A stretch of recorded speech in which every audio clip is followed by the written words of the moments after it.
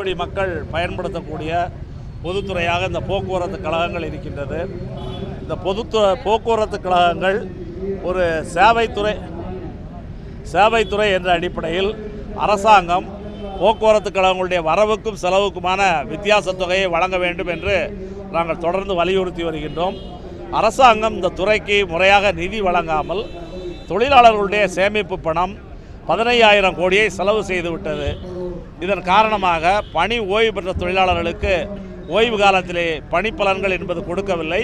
கிட்டத்தட்ட 20 மாதங்களாக பணி ஓய்வு தொழிலாளிகளுக்கு பணிப்பலன் என்பது கிடைக்கவில்லை.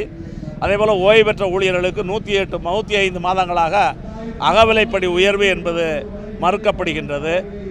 அதேபோல் முதலமைச்சர் தேர்தலின் போது புதிய ஓய்வூதிய திட்டம் கைவிட வேண்டும் என்று சொன்னார். அந்த தேர்தல் வாக்குறுதி நிறைவேற்றப்படவில்லை.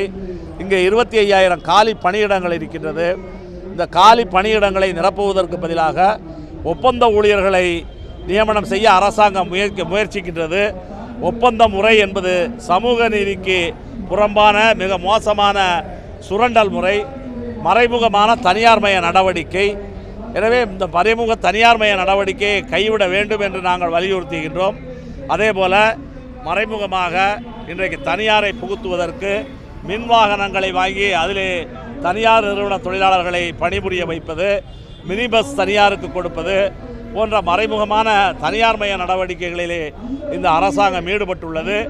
இது தமிழக மக்களுடைய பயண உரிமையை பாதிக்கும், தமிழகத்தினுடைய மிக முக்கியமான இந்த பொதுத்துறையை சீர்குலைக்கும். எனவே இந்த பொதுத்துறை பாதுகாக்கப்பட வேண்டும். இங்கே பணியில் உள்ள ஓய்வு பெற்ற ஊழியர்களுடைய பிரச்சனைகள் தீர்க்கப்பட வேண்டும். வாரிசு பணி கூட இங்கே மறுக்கப்படுகின்றது. எங்களுடைய ஊதிய ஒப்பந்தம் முடிந்து ஓராண்டு ஆன பிறகும் பேச்சுவார்த்தை என்பது நடத்தவில்லை. எனவே இந்த கோரிக்கைகளெல்லாம் தீர்க்க வேண்டும் என்று சொல்லி CITU, AITUC, MLF, பணியாளர் சம்மேளனம், AALF ஆகிய சங்கங்கள் ஒன்றிணைந்து நாங்கள் அமைச்சருக்கு கோரிக்கை கொடுத்திருக்கின்றோம். அந்த கோரிக்கையை வலியுறுத்தி தொடர்ந்து இயக்கங்களை நடத்துவோம். அரசாங்கம் இந்த கோரிக்கைகளை நிறைவேற்ற வேண்டும் என்று கேட்டுக்கொள்கிறோம். இப்போ தொடர்ந்து ஒரு ஆண்டுக்கு மேலாக நம்ம பல்வேறு கோரிக்கைகளை வலியுறுத்தி ஆர்ப்பாட்டம் அறிவிக்கிறோம், போராட்டம் அறிவிக்கிறோம், தொடர்ந்து பேச்சுவார்த்தைக்கு போகிறோம். நம்ம டிஎம்கே பேச்சுவார்த்தைக்கு போகிறோம். ஒவ்வொரு முறையும் அடுத்த முறை தள்ளி வைக்கிறாங்க. ஒரு எப்போது கிடைக்கும் நினைக்கிறீங்க சார்? என்ன முயற்சி? அரசாங்கம் தான் தர வேண்டும். எங்களுக்கு நாளைக்கே கிடைச்சா கூட நல்லது தான். நாங்கள் சும்மா போராட வேண்டும் என்பது எங்களுக்குமே கஷ்டம்தான். அதனால் எங்களுடைய நியாயங்களை உணர்ந்து கொண்டு அரசாங்கம் பிரச்சனைகளை தீர்க்க முன்வர வேண்டும்.